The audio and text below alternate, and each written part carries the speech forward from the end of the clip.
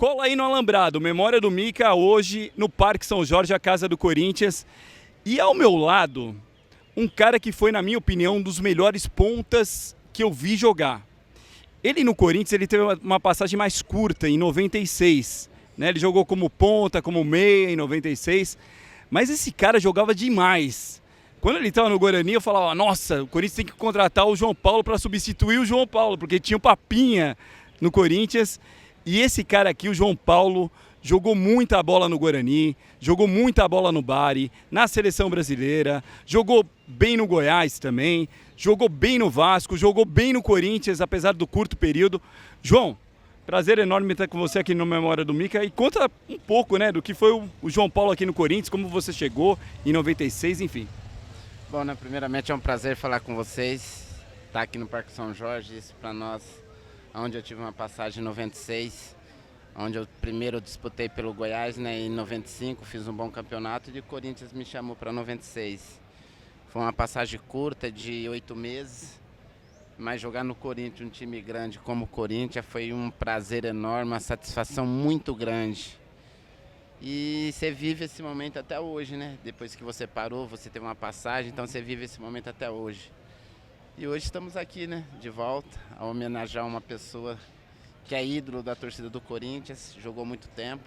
Isso para nós, para mim, é um privilégio de ter visto pelo menos um pouco o Basílio jogar e hoje eu estou aqui para homenagear e ter o busto dele aqui visto no Parque São Jorge. Agora, você jogou em 96 no Corinthians, o Corinthians tinha também contratado o Edmundo, né? O Edmundo tinha vindo do Flamengo, Marcelinho Carioca.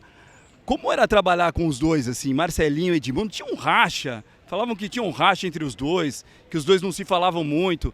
Existia isso daí? Como era? Era mais fácil conversar com o Edmundo ou com o Marcelinho?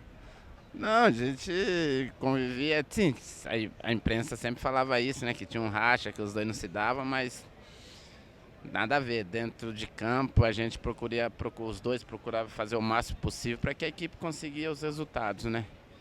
Então isso não tem nada a ver, os dois se dão sim bem e é a mídia que comentava na época.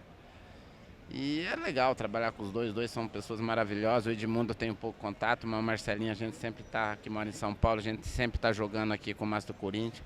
A gente sempre está se vendo, ele sempre com aquele carinho enorme, trata as pessoas muito bem. Então isso não tinha nada a ver não. O que faltou para o Corinthians de 96, que era um timaço, né? O Corinthians de 96 não ter ido mais longe, de repente ter passado pelo Grêmio na Libertadores. O que aconteceu, o que você acha que foi determinante para o Corinthians não avançar tanto? Realmente, teve a fase daquela da Libertadores, né? Que a gente perdeu aí pro Grêmio, infelizmente, saímos. E também no Campeonato Paulista também, no Brasileiro que a gente disputou, era difícil também, que o Palmeiras tinha aquele time também, um time bom na época. Mas o importante é que nós conseguimos aí ter esse momento bom. Era um sonho para mim antes de jogar no Guarani, né? Participar do Corinthians. Quando a gente jogava contra, a gente sabia da importância, Isso que eu ia perguntar para você. 88 você jogou uma final contra o Corinthians, né? Sim. E depois você joga a favor do Corinthians em 96, 8 anos depois. Como era isso daí? Como era essa química da torcida do Corinthians? E como era para o adversário também enfrentar isso daí?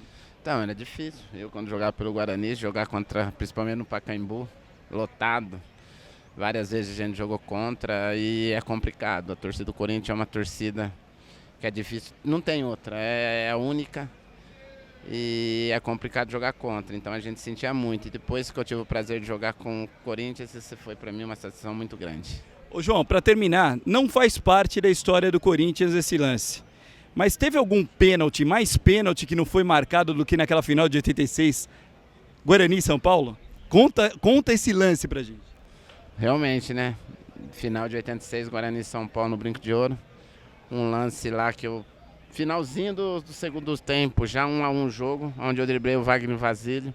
Tirei a bola, ele pegou minha perna totalmente, pênalti claríssimo. Se tivesse VAR, né? O Guarani tinha sido bicampeão brasileiro. Então, infelizmente... Ia ser o Evair que ia bater, né? O Evair dificilmente perdia pênalti, né? Aí no momento era um dos melhores que batia. Ele estava no elenco, então dificilmente ele ia perder. Infelizmente teve esse Aragão que apitou esse jogo, né? Que eu nem gosto de citar o nome.